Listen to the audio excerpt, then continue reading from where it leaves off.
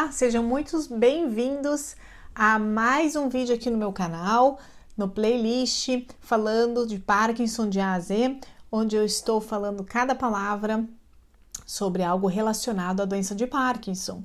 Se você não assistiu as outras palavras, não assistiu os outros vídeos, corre lá e assiste. Não esquece de ativar este sininho para você não perder nenhum vídeo toda sexta-feira.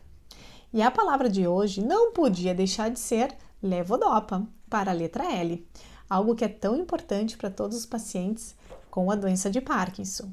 Eu vou falar um pouquinho aqui então sobre esta medicação. O levodopa foi descoberta desde a época mais ou menos de 1960, e foi uma grande revolução para os pacientes com a doença de Parkinson, pois realmente melhorou demais os sintomas dos pacientes que eles vinham sentindo até o momento. Inclusive, tem até um vídeo, um filme falando sobre isso, que chama-se Awakening. Vou deixar aqui para vocês assistirem depois, caso vocês tenham interesse. Bom, a levodopa é uma medicação que começou a ser utilizada ela sozinha. A levodopa, então, ela entra no organismo, passa entra no intestino, passa pela barreira hematoencefálica e aí ela se transforma em dopamina. E a dopamina que é o que falta nos pacientes com a doença de Parkinson. No entanto, logo no início, quando ela começou a ser utilizada, ela não era utilizada com mais nada, era só realmente a levodopa. Só que a utilização de levodopa pura, ela pode acarretar alguns efeitos colaterais, como, por exemplo, efeitos gastrointestinais, náuseas, vômitos, e isso faz com que ela não seja muito bem tolerada, com que os pacientes não consigam fazer o tratamento de uma maneira adequada. Logo depois, se introduziu então a carbidopa e a benzerazida, que é utilizada em conjunto com a medicação do levodopa. Isso ajuda dessa maneira com que a levodopa seja mais tolerada e com que ela chegue de uma forma muito mais eficaz para o seu cérebro. Existem aí algumas pessoas que têm o que nós chamamos de levodopafobia ou que têm medo de iniciar o uso da levodopa ou aumentar a quantidade da levodopa. No entanto, nós sabemos que no mundo todo a levodopa realmente é a melhor medicação para tratar os pacientes com a doença de Parkinson. É a medicação que nós chamamos Gold Standard, a medicação principal para tratar realmente esses sintomas motores e muitas vezes os não motores também. Não existe nenhum estudo na literatura que comprove que a utilização da levodopa, que a levodopa possa aumentar a progressão da doença ou que altas doses de levodopa possam ocasionar um dano naqueles neurônios ou naquela rede neuronal.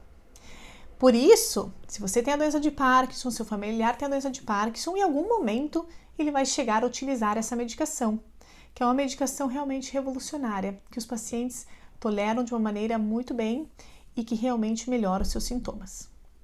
Mas caso você comece a utilizar o levodopa, normalmente nós começamos com uma dose baixinha, assim o paciente vai se acostumando e vamos aumentando com o tempo. Mas se você utiliza a medicação e sente um pouquinho de náusea, um pouquinho de enjoo, um pouquinho de mal-estar, você pode diminuir a dose ou você pode utilizar, às vezes, gengibre, né? Gengibre é um ótimo alimento que ajuda para reduzir as náuseas, ou mesmo aumentar a dose, digamos, de carbidopa ou utilizar alguma outra medicação em conjunto com o levodopa para que essa medicação seja melhor tolerada, principalmente no início. O ideal é que o levodopa seja utilizado com uma certa frequência, a cada 5 horas, cada 4 horas no início, e que ele seja tomado principalmente em jejum, caso o paciente tolere. Se o paciente não tolerar o uso do levodopa tomado em jejum, nós orientamos com que coma alguma coisa em conjunto, mas que não utilize proteínas. Pois tomar a medicação junto com proteínas, como carne, ovo, leite, queijos, junto com a medicação, pode reduzir, assim, o efeito do remédio. Então, se você precisa ter algo no estômago antes de tomar o levodopa, prefira comer uma fruta, um pedaço de pão, né, algum legume. Isso aí pode ajudar a você ter menos efeitos colaterais. Lembre-se que a utilização da levodopa por um tempo prolongado pode sim vir a ocasionar alguns efeitos colaterais, como as famosas discinesias.